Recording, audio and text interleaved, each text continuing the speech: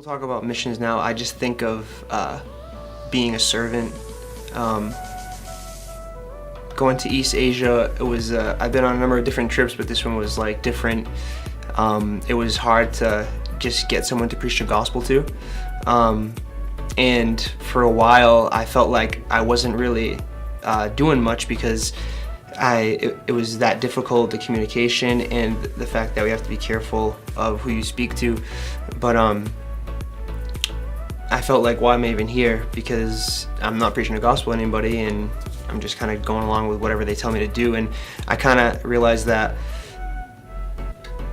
it's not about just that. Like, we were pioneering and we were trailblazing for people to come who are going to be there, you know, months after us and for a much longer time. So it's like, no matter what it is that you do, it's mission work, and you're laying groundwork for people, and you're there just serving. And I kind of realized that we're just like a little piece of like this whole plan that God has. And it's like, a lot of times I want, you know, the glory per se, like, oh, I want to preach the gospel and see somebody get saved. But sometimes ministry, it is preaching the gospel, but sometimes it's just being obedient and, you know, filling that gap so someone else can come in and have some foundation to work off of.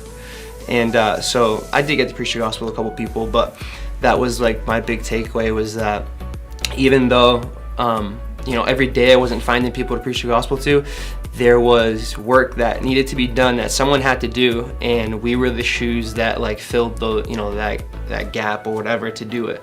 And that was what God had us there to do. And it didn't seem glorious at the time, like, and it wasn't what I was expecting, but I realized like it was exactly what we needed to do to get the job done for the people to come who are coming after us.